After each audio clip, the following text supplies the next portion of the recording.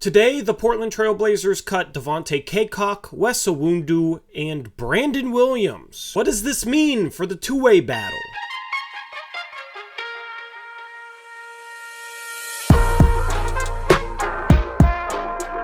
What's going on, Blazer fans? Welcome back to another video. Today I'm talking about some recent news in which the Blazers ended up making some roster cuts for some of their training camp invitee guys. Those were Devontae Cacok and Wesley Iwundu. Both guys had spent some time in the NBA, but were clearly not going to make the Portland Trail Blazers roster. One guy that was assumed to be a Portland Trail Blazer roster member this season was Brandon Williams. But I told you guys in my preseason preview video that he might have to battle for his two-way spot despite it already being signed, and that the Blazers could cut him without owing any future money and could replace his two-way spot with somebody else. And that's exactly what's happening, as Brandon Williams is no longer a member of your Portland Trail Blazers. There are still 3 training camp invitee guys left on this roster, and 2 of them make a ton of sense for a two-way roster spot. One of them, I think, is a shoo-in. Before we get into it, tomorrow I will finish up the player preview series. I know it's a little bit late, but I do want to finish up that series. And then also check out NBA Uprise. Eric will have another NBA video today previewing his top 5 League Pass teams for next season. So definitely go check that out. Also subscribe to the second channel. That's where we did our post-game show for last night's game. It wasn't a big enough opponent to do a main channel post-game show, but we did talk a lot about Shaedon Sharpe and his 27-point performance.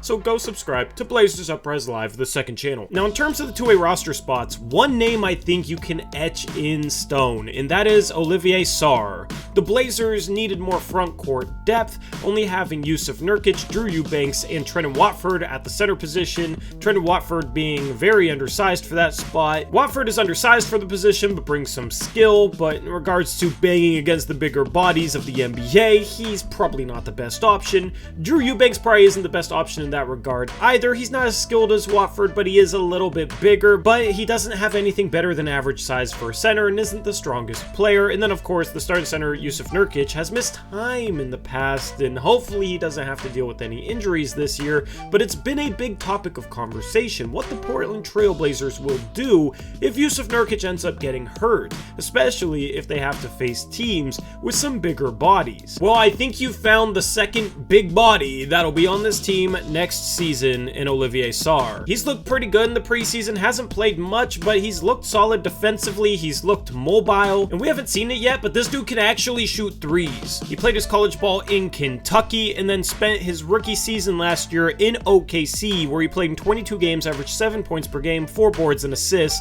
while shooting 57% from the field, which included 63% from 2 and 45% from 3. He ended up shooting 13 for 29 from behind the arc on the season, which obviously isn't a big sample size, but it's something. He also shot 24 for 29 from the free throw line, which is 83%. At only 23 years of age, he's still relatively young, he has an awesome name, and he might have some two-way potential. Plus, he's a 7-footer, 240 pounds, he has some size, which the Blazers desperately need as an insurance policy, which makes perfect sense for a two-way contract. Olivier Sarr makes so much sense on a two-way spot, and honestly, I feel like this guy has a little bit of potential to maybe be something more, maybe be a full-time roster center in the future. And honestly, as somebody that's not the biggest Drew Eubanks fan, I'm not entirely sure what Drew Eubanks does better than him. I want to see a lot more Olivier Sarr in these final 2 preseason games, but I think you can absolutely bet on him having one of the two-way spots. And I said last night that I would be shocked if it wasn't Olivier Sarr and Brandon Williams on the two-way roster spots. I seriously thought that the Blazers were going to bring back Brandon Williams. That's what everything seemed to point to. He was already on a two-way roster spot. He had spent time there, but I thought he had become a little bit overrated by some Blazer fans, and there were Blazer fans that were upset with the fact that he wasn't brought back on a two-way contract.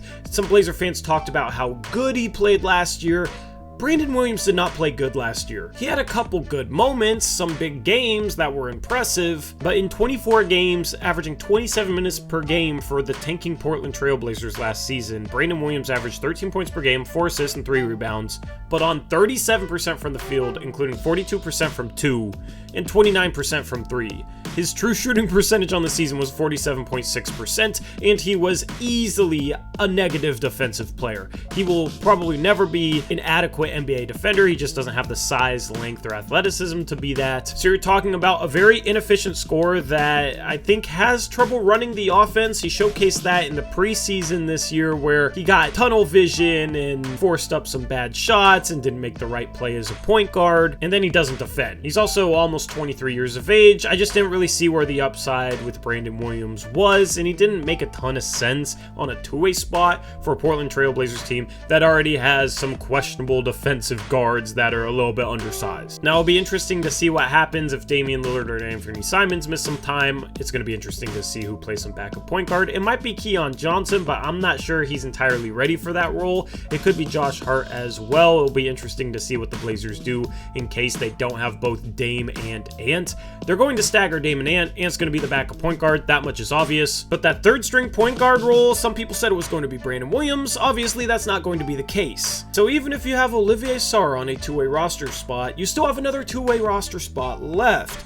And I think that'll go one of two ways. I think that will go to Jared Rhoden, the rookie wing 3-and-D guy out of Seton Hall, or the Blazers will wait and see who gets cut by other teams and see if there's somebody more worthy of their two-way spot. So definitely watch who gets cut in training camp by other teams, and there might be some intriguing names that Portland could add on a two-way roster spot. The third option, I guess, would be them just not using the second two-way spot, which I think would be a huge mistake. There's no reason not to. It doesn't count anything against the salary cap, and it's just another tool for depth and maybe another developmental piece. The Blazers used a two-way spot on Trendon Watford last year. That panned out. Now he's on the main roster and has a chance at actually being in the rotation this season. You definitely want to use every avenue you can to add talent to the Portland Trail Blazers roster, and using a two-way spot, while it may seem like you're probably not going to get anything out of it, it's a free swing that could maybe turn into something, and the best teams in the league find these guys, put them on two-way contracts, and then develop them into potentially helpful pieces. The Miami Heat have done this very well the past couple of seasons with Gabe Vincent and Max Strus. Duncan Robinson was an undrafted free agent that they found.